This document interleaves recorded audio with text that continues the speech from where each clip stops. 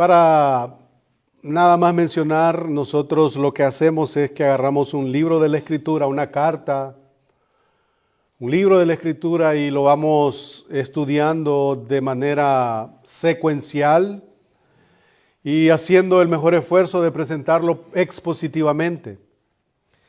Y tenemos ya unos 20 y algo de sermones que van ya siendo predicados hasta el capítulo 9 y versículo la semana pasada llegamos hasta el versículo 19.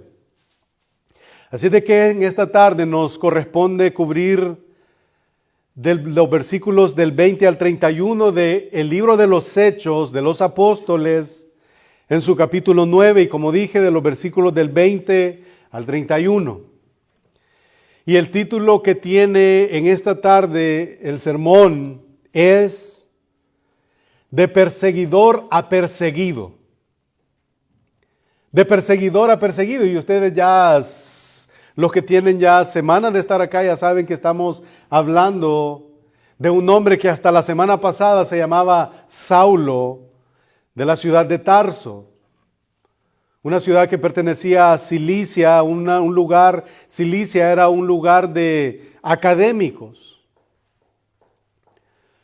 Pero antes de entrar ahí, yo les pido que se pongan sobre sus pies y una vez más vamos a leer la Escritura.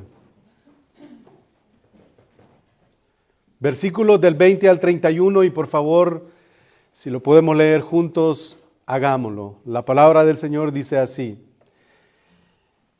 En el versículo 19 termina la sección y habiendo tomado alimento, recobró fuerzas y estuvo Saulo por algunos días con los discípulos que estaban en Damasco. Y empezamos la lectura en el 20. Enseguida, o sea, inmediatamente, esa es la palabra, inmediatamente, enseguida, predicaba a Cristo en las sinagogas, diciendo que éste era el Hijo de Dios. Y todos los que oían estaban atónitos y decían, ¿no es este el que asolaba en Jerusalén a los que invocaban este nombre? ¿Y a eso vino acá para llevarlos presos ante los principales sacerdotes? Pero Saulo mucho más se esforzaba y confundía a los judíos que moraban en Damasco, demostrando por segunda vez en la misma sección que Jesús era el Cristo. Pasados muchos días, los judíos resolvieron en consejo matarle. Pero sus acechanzas llegaron a conocimiento de Saulo y ellos guardaban las puertas de día y de noche para matarle. Entonces los discípulos tomándole de noche, le bajaron por el muro descolgándole en una canasta. Cuando llegó a Jerusalén trataba de juntarse con los discípulos, pero todos le tenían miedo, no creyendo que fuese discípulo. Entonces Bernabé, tomándole, lo trajo a los apóstoles y les contó cómo Saulo había visto en el camino al Señor, en el cual le había hablado, y cómo en Damasco había hablado valerosamente en el nombre de Jesús. Y estaba con ellos en Jerusalén, y entraba y salía, y hablaba denodadamente en el nombre del Señor, y disputaba con los griegos, pero estos procuraban matarle. Cuando supieron esto, los hermanos le llevaron hasta Cesarea y le enviaron a Tarso. Entonces las iglesias tenían paz por toda Judea, Galilea y Samaria, y eran edificadas andando en el temor del Señor y se acrecentaban fortalecidas por el Espíritu Santo. Una vez más, Señor, nos acercamos a ti.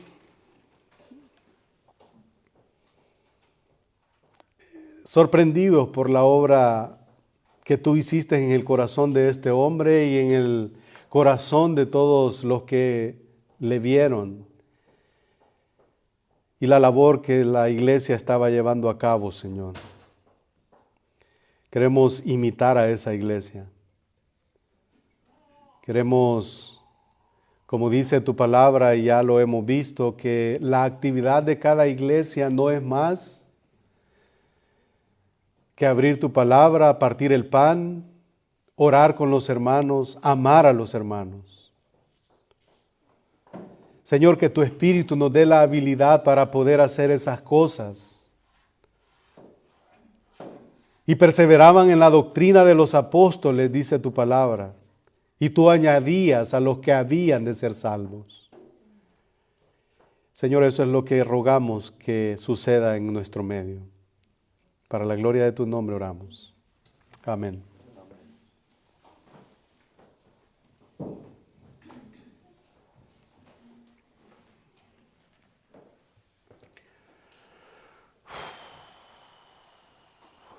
Este hombre fue transformado. Este hombre, después de la escena camino a Damasco que encontramos en el capítulo 9 de Hechos, se sabe que este era Saulo de la ciudad de Tarso. Tarso pertenecía a la región de Cilicia. Él era, como lo afirma en la Escritura, que era hebreo de hebreos. También afirma la Escritura que él era un ciudadano romano. Había sido enseñado en el judaísmo por Gamaliel, un rabino muy respetado de su tiempo. Había estudiado las tradiciones judías, las cuales había aprendido a la perfección. Era uno de los tantos judíos buscando por un Mesías prometido sin darse cuenta que ese judío, ese Mesías prometido ya había venido entre ellos. Pero ¿qué hicieron los judíos? Lo mataron. De manera que este hombre, cuando se daba cuenta que habían hombres, mujeres, niños predicando de este Mesías prometido, los perseguía. Los mataba. Este hombre había tenido una guerra en contra de Jesús de Nazaret. Más adelante en Hechos 26, en su defensa delante del rey Agripa, de los versículos 9 en adelante, dice, capítulo 26 siempre de Hechos, yo ciertamente había creído mi deber hacer muchas cosas contra el nombre de Jesús de Nazaret, lo cual también hice en Jerusalén. Yo encerré en cárceles a muchos de los santos, habiendo recibido poderes de los principales sacerdotes, y cuando los mataron, ¿qué dice? Yo di mi voto. Y muchas veces, castigándolos en todas las sinagogas, los forcé a blasfemar, y enfurecido sobremanera contra ellos los perseguí hasta las ciudades extranjeras. Ese hombre era Saulo. Ese hombre es ese tipo que acaba de recibir una cirugía de corazón, una cirugía divina. Y ese hombre a través de su vida nos va a enseñar cómo luce una vida transformada por el poder del Espíritu Santo, por el poder del Evangelio, y cómo este hombre exhibe las maravillas y la justicia que Cristo ganó en su favor y ganó en favor de aquellos que depositan o depositamos nuestra confianza en Jesucristo, el Hijo de Dios. Este hombre peleó una batalla fuerte. Y sí que hizo daño. Este hombre hizo daño a la iglesia. Pero todo lo que hizo, lo hizo sin éxito. Lo hizo sin éxito. Después de ese evento en Damasco, este hombre siguió peleando. Después de su transformación, después de su conversión, este hombre siguió peleando, pero los papeles se invirtieron. La vida del apóstol Pablo nos enseña que la vida es una lucha.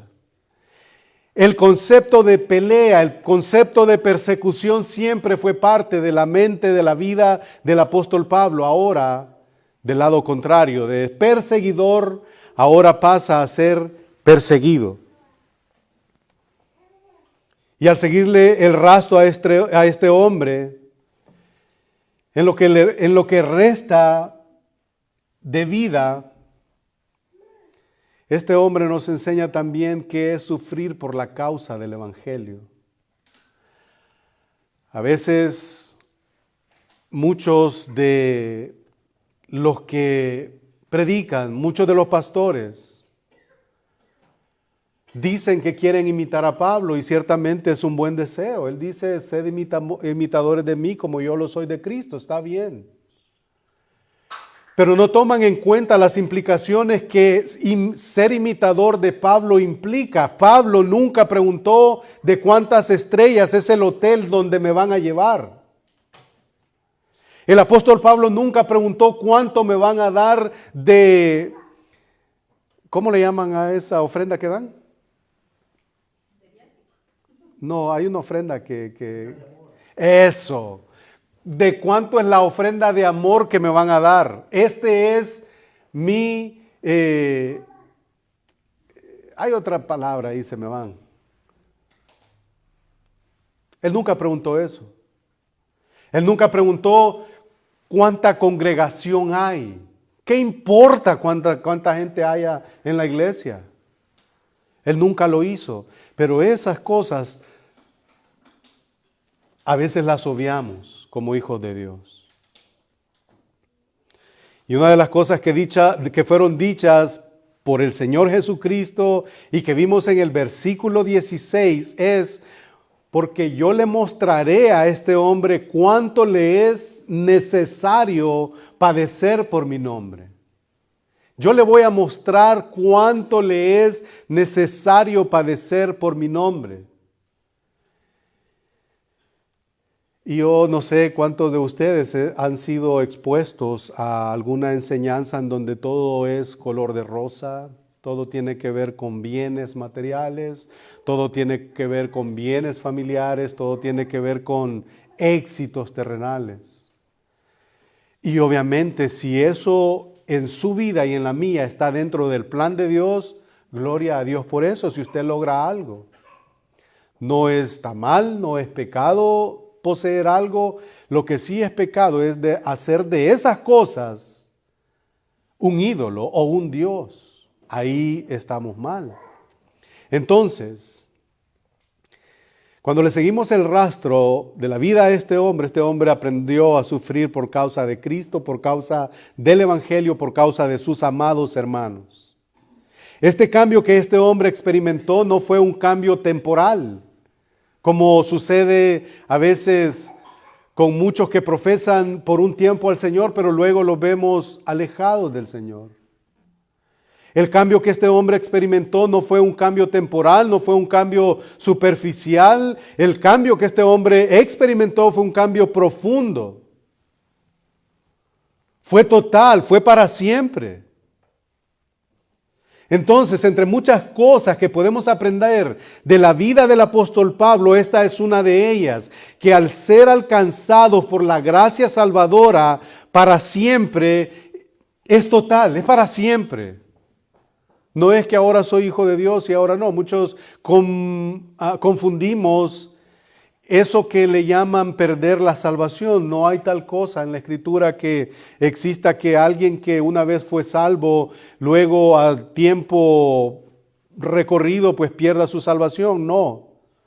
Lo que sucede es que tal vez la conversión de ese hombre fue superficial, fue vana, fue en base a emociones, fue a base a experiencias. No hubo convicciones firmes de que ahora había sido adoptado como hijo de Dios, resucitado a novedad de vida. Entonces, esa es entre muchas cosas de lo que podemos aprender de este hombre. Ahora ya no lucha en contra de Cristo y de su mensaje, ahora ha abrazado a Cristo y su evangelio. Ya no está más del lado de Satanás en pelea en contra de la luz y en contra de los que predican la cruz. Ahora está al lado de la luz y pelea en contra de las tinieblas, de Satanás. Si ustedes Y si nosotros analizamos la vida de este hombre, yo quiero hacer una aclaración antes de seguir hablando de Pablo. No estamos aquí para admirar, bueno, sí para admirar el testimonio de Pablo, pero no estamos aquí para exaltar el nombre de Pablo. Estamos aquí para exaltar a Cristo. Y estamos aquí para ver lo que Cristo hizo en el corazón de este hombre. Un día la historia de la humanidad sufrió un cambio cuando este hombre fue transformado por el poder de Dios. La historia cambió.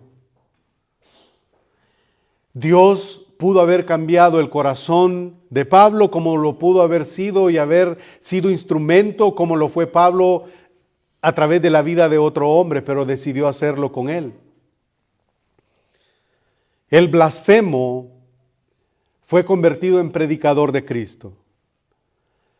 Las manos que escribían con furia contra los cristianos, las manos que escribían cartas con furia en contra de los cristianos, ahora escribe con amor y ahora escribe con lágrimas en sus ojos cartas del amor redentor de Dios que es en Cristo Jesús. ¿Se dan cuenta qué cambio tan maravilloso que este hombre sufrió? Después de pedir cartas y escribir cartas de odio, ahora escribe cartas hacia sus hermanos del amor de Dios, inspirado obviamente por el Espíritu de Dios. El corazón que en un tiempo este hombre latía con sed de sangre de los cristianos, ahora desea que la sangre de Cristo sea aplicada a cada corazón para la remisión de sus pecados.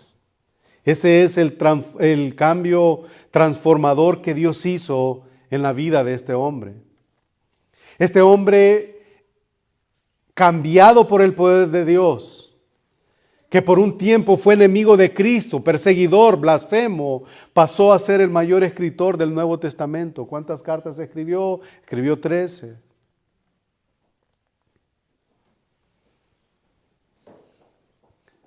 Pasó a darnos las más nobles verdades de la teología cristiana. Cuando nosotros escudriñamos la Escritura y nos acercamos a las cartas paulinas, toda la Escritura es inspirada por Dios y útil para redarguir, para instruir en justicia, a fin de que el hombre de Dios sea enteramente preparado para toda buena obra. Eso es cierto.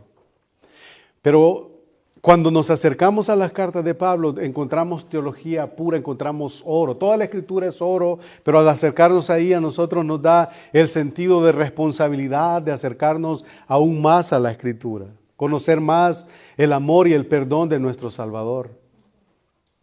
Y es por eso que sirve como el más grande y clásico ejemplo del poder de la resurrección y de las más grandes ilustraciones de la vida cristiana. Este hombre es un ejemplo para nosotros. ¿Cómo usted perseguía a la iglesia antes? ¿Cómo usted se rebelaba en contra del nombre de Dios en su vida pasada? ¿Cómo yo lo hacía? En esta tarde nosotros hemos sido testigos del bautismo de nuestros hermanos Celina y Alejandro.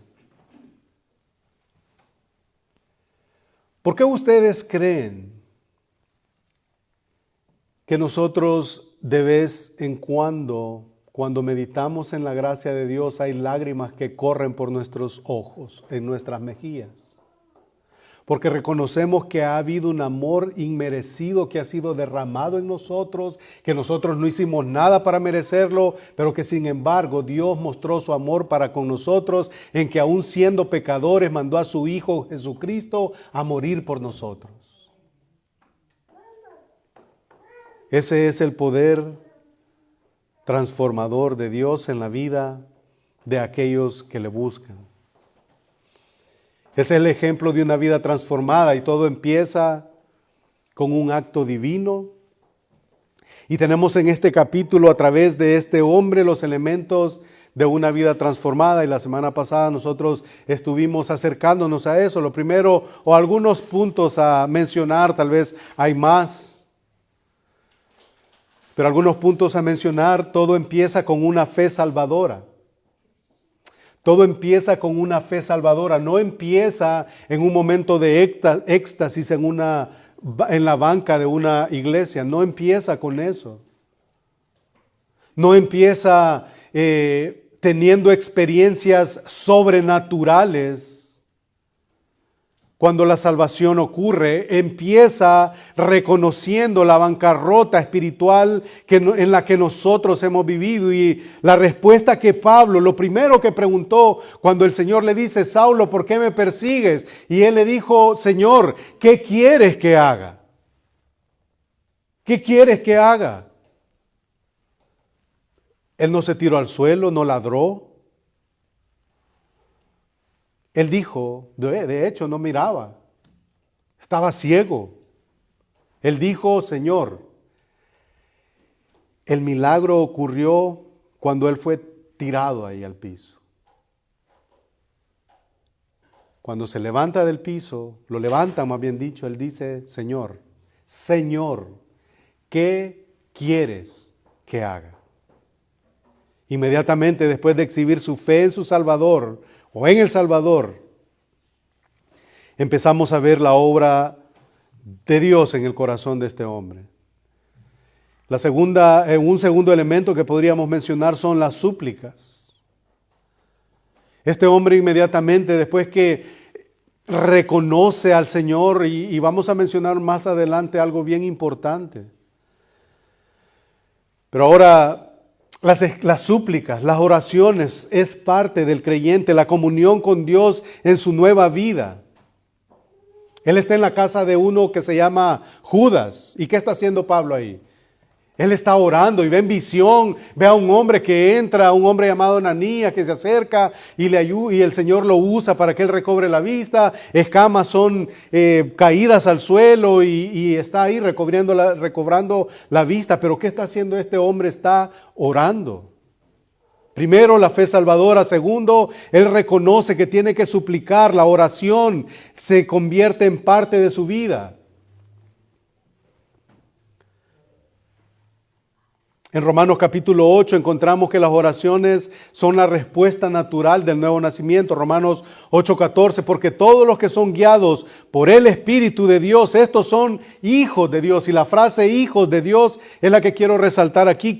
¿Cuál es la necesidad de un hijo de Dios? Obviamente tener comunión con su Padre. ¿Y cómo vamos a tener comunión con nuestro Padre? Obviamente a través de la oración. Cuando alguien viene al Señor ya no es más un desconocido.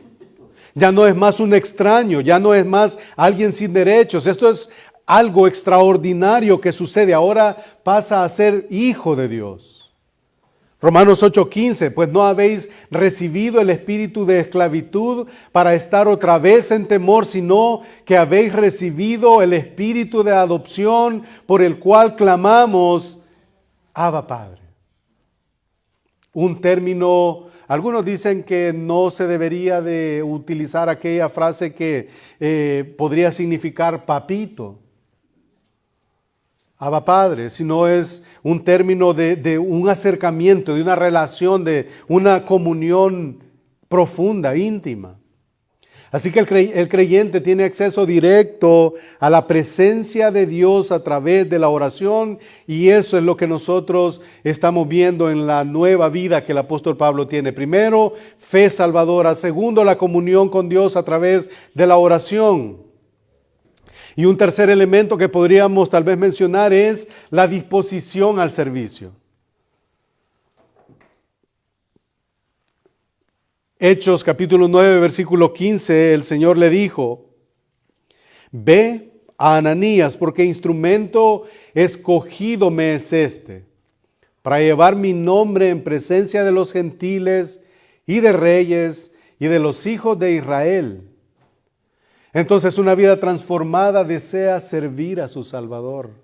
Desea poner sus dones en operación, envuelve el compromiso de hacer lo que el Señor le ha llamado a hacer. Y aquí yo creo que el tema es más largo de lo que pudiéramos decir. ¿Cómo yo puedo servirle al Señor?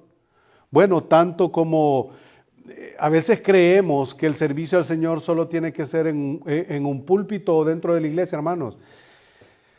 Leyendo material cristiano, cuando usted le sirve a su esposo, cuando el esposo le sirve a la esposa, cuando el padre le sirve a los hijos, Hermanos, ustedes están sirviéndole al Señor. Haced todo sin murmuraciones, dice la Escritura. ¿Y qué es lo que estamos haciendo cuando nosotros servimos en nuestra casa, en nuestro trabajo? Bueno, estamos poniendo dones en operación. No necesariamente tiene que ser dentro de las cuatro paredes de un lugar, que obviamente eso es un privilegio hacerlo, pero lo podemos hacer en varias maneras. Restringir nuestro servicio al Señor entonces casi significa o casi da igual a restringir las evidencias de vidas transformadas. Cuando llegamos y nos acercamos al capítulo 9, versículo 20, el texto con el cual iniciamos, ¿qué es lo que este hombre ha hecho? La disposición al servicio desplegada. Enseguida.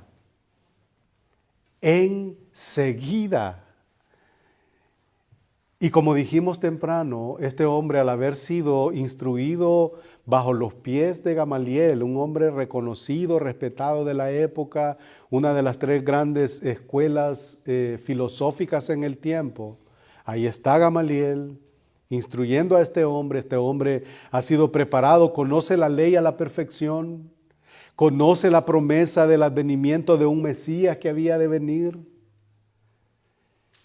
Y enseguida predicaba a Cristo en la sinagoga diciendo que este era el Hijo de Dios. Él ha estado antes en la sinagoga, ¿se recuerdan?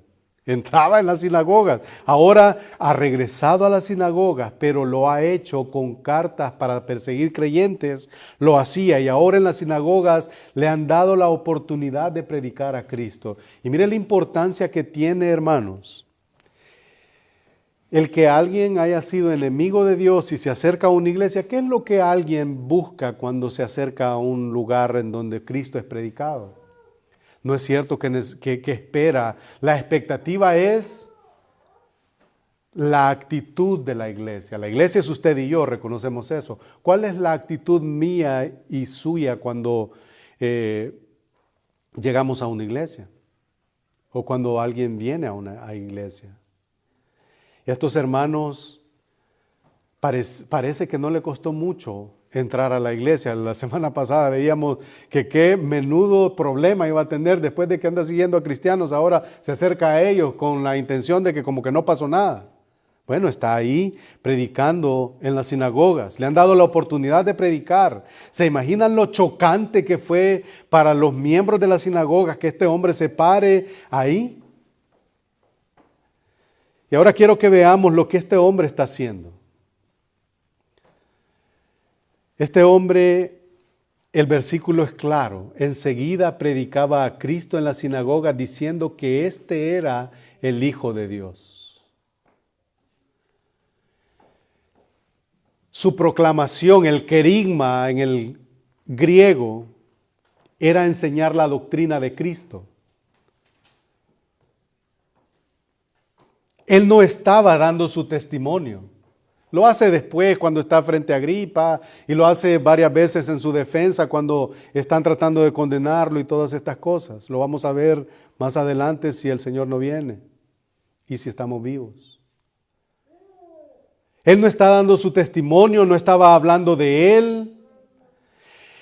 De hecho, él no está hablando qué tan bueno o qué tan malo había sido. Y si hubiera alguien que pudiera tener un testimonio de la transformación colosal, de una transformación tremenda, era este hombre, pero no lo hace. Él no está hablando de él. Él no está diciendo, miren, yo pues hacía esto y ahí estaba Esteban. Ya leímos en el capítulo 26 que posiblemente Esteban no fue el único mártir. Porque dice que en el versículo 26, ahí estaba dando muerte a los cristianos. Asumimos que fueron más. Entonces, hermanos amados, la iglesia ha ido y se ha ido muy lejos con el testimonio de los hombres. La iglesia se ha ido muy lejos con el testimonio de la gente. La gente no necesita escuchar quién yo he sido, quién yo soy o quién quiero ser. La gente necesita predicar a Cristo. La gente necesita escuchar de Cristo. La gente no necesita escuchar acerca de experiencias, de emociones. La vida cristiana no se basa en esas cosas.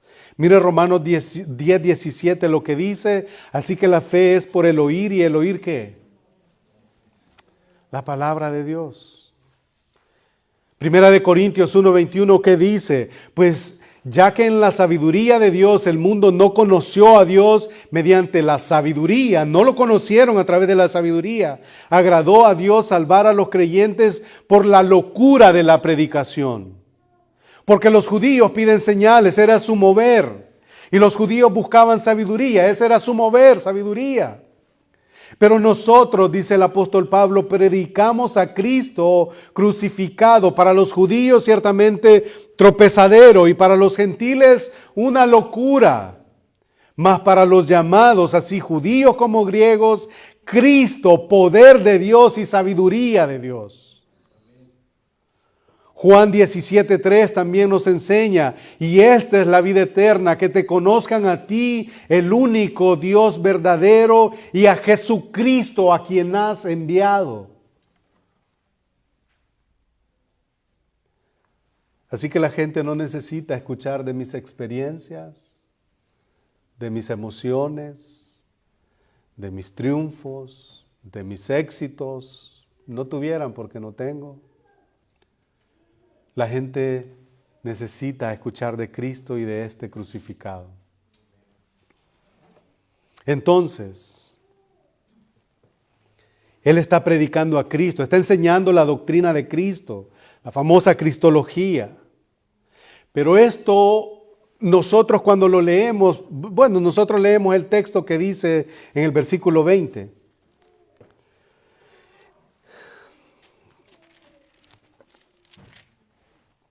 Dice, enseguida predicaba a Cristo en la sinagoga diciendo que este era el Hijo de Dios. Lo leemos bien fácil. Lo leemos como si no tiene sus implicaciones. ¿Qué era lo que este hombre andaba persiguiendo? ¿No era acaso negando a ese Cristo, negando su divinidad? Eso era lo que este hombre hacía. Él está predicando a Cristo, está enseñando esta doctrina. Y eso es lo que la gente necesita escuchar. Y como dije, al acercarnos al versículo 20, podemos perder de vista que esta afirmación no es una afirmación cualquiera. No solamente porque nos muestra la reacción ante la salvación que acaba de ocurrirle. No solamente porque inmediatamente después de su conversión ha entendido que ha de servirle a su Señor. Esta afirmación a la que me refiero es que este era el Hijo de Dios, era lo que predica, eso era lo que ahora va a tener que combatir y va a tener que demostrar. Que a ese a quien perseguía ciertamente era el Hijo de Dios. Versículo 21 de Hechos 20, de Hechos 9. Y todos los que oían, ¿qué pasaba con los que estaban con sus oyentes? Todos los que lo oían estaban atónitos y decían, ¿no es este el que asolaba en Jerusalén a los que invocaban este nombre y a eso vino acá para llevarlos presos ante los principales sacerdotes? Asolaba. Y esa palabra tiene la idea que destruía. Y eso también nos lleva a pensar que tal vez, como dije, Esteban no fue el único en haber muerto por el consentimiento de Saulo, a causa de la persecución. Versículo 22, pero Saulo, al ver los comentarios que él escuchaba y el cuchicheo que se escuchaba tal vez, y acaso no es este el que ahí estaba, ¿qué es lo que hizo Pablo? ¿Acaso se desanimó? ¿Acaso dijo, estos hermanitos de la iglesia seguidores no me entienden, me voy? Él dijo, aún más se esforzaba. Pero Saulo mucho más se esforzaba y confundía a los judíos que moraban en Damasco, y por segunda vez, versículo 20 dijo, demostrando que Jesús era el Cristo, que este era el Hijo de Dios, y en el versículo 22, que Jesús era el Cristo. Sus oyentes tienen preguntas. Sus oyentes se están cuestionando, muy posiblemente están incrédulos de lo que tienen frente a sus ojos, pero eso no lo debilita, al contrario, lo fortalece, lo enciende. ¿Qué hace este hombre? Se esforzaba aún más para convencer a los oyentes que aquel a quien los judíos habían matado, ese era el Mesías, el Cristo, aquel Emmanuel, el Dios con nosotros, aquel siervo sufriente del cual el etíope estaba leyendo ahí en su carro y Felipe se le acerca y necesitó de que alguien le explicara. ¿Y qué hizo el etíope después de que este hombre le explicó? Bajó, se bautizó y creyó y fue por el camino gozoso.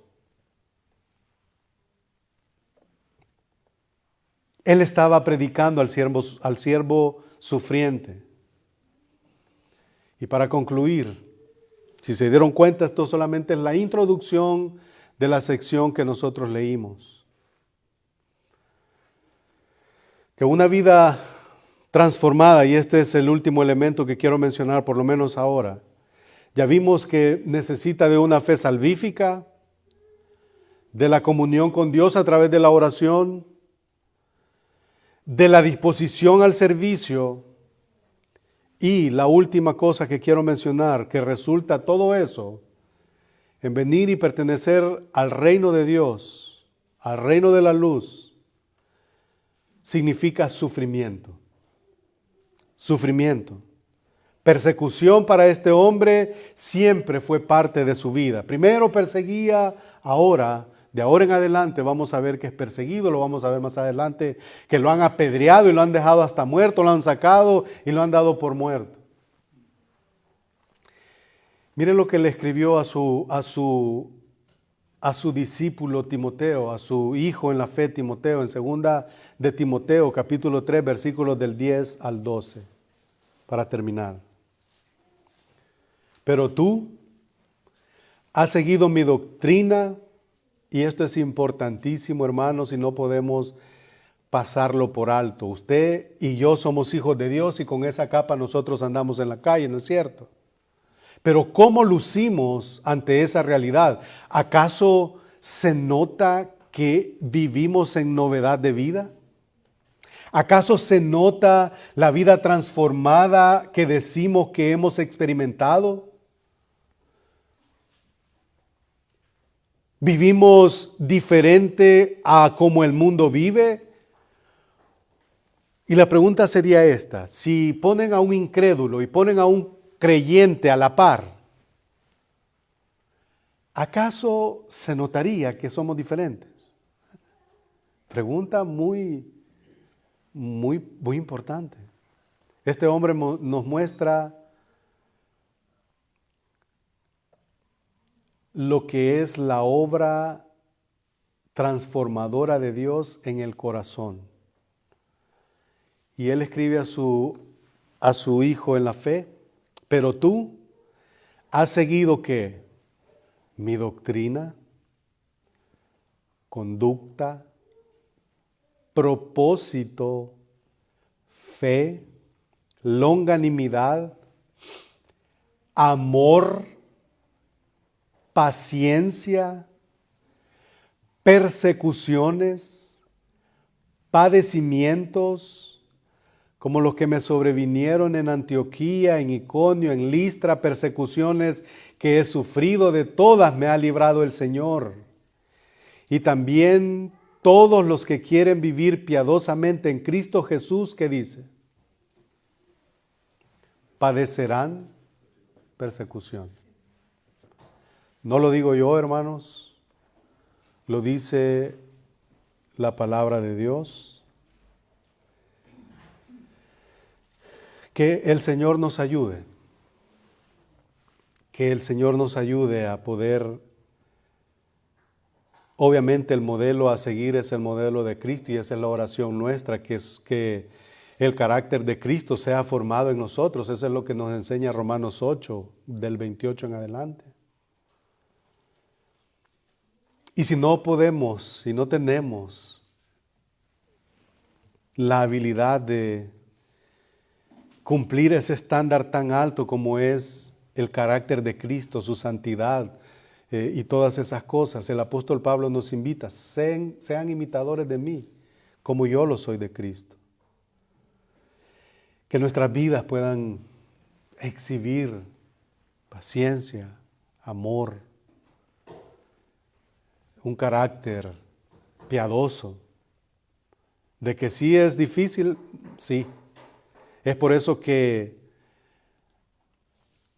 la vida suya y la mía en el Señor se llama, o la palabra dice que no, porque no tenemos lucha. Es una lucha constante. Es una lucha aguerrida en contra del pecado que mora aún en nosotros y en contra de una sociedad que nos pone de manifiesto lo que es vivir en contra de Dios y que en cierta manera, si usted y yo no estamos arraigados en el Señor, nos podemos ver atraídos por lo que el mundo ofrece.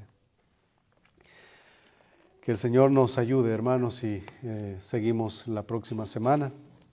Vamos a orar. Padre bendito, una vez más te agradecemos por tu palabra. Gracias, Señor, por la vida de este gran apóstol. Gracias por el ejemplo que tú nos dejaste a través de la vida de él.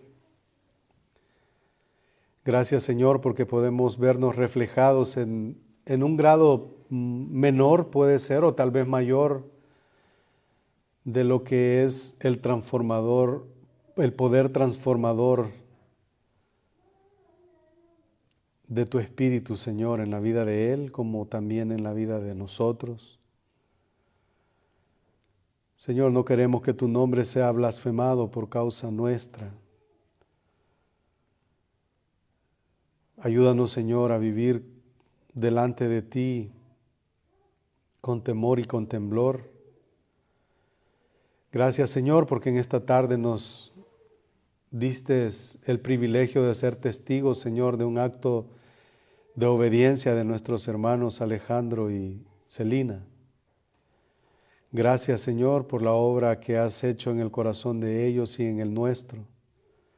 Gracias por los que nos han visitado también en esta tarde. Gracias por aquellos tal vez que tomaron a bien el tiempo de escuchar este mensaje, Señor, si es tu voluntad y quieren acercarse arrepentidos a ti, Señor, que tú toques los corazones y que puedan acercarse a un lugar en donde tu palabra sea predicada, Señor, con fidelidad. Gracias, Padre bendito, por el privilegio que tenemos de ser llamados hijos tuyos. Gracias, Señor, porque cada uno de nosotros ha reconocido la necesidad que tiene de ti. Gracias una vez más, Señor, porque nos consuelas, nos ayudas y nos permite, Señor, que podamos seguir caminando esta carrera y permite que la podamos llegar hasta el final. Te lo suplicamos. Bendice a los enfermos de nuestra iglesia, Señor, que tal vez ha sido el motivo por el cual no están entre nosotros. Bendice a los desanimados también, Señor, que no están entre nosotros. Si hay alguno, Señor, que es la razón por la cual no está, Señor, que tú le animes. A aquellos, Señor, que están fortalecidos entre nosotros, Señor, síguele fortaleciendo para la gloria de tu nombre, Señor. Gracias, Señor, por el privilegio que hemos tenido en esta tarde de reunirnos como iglesia y que hemos tenido el privilegio, Señor, de abrir tu palabra y exaltar tu nombre. Gracias. En el nombre de Jesucristo, tu amado Hijo, hemos orado. Amén. Dios les bendiga, hermanos.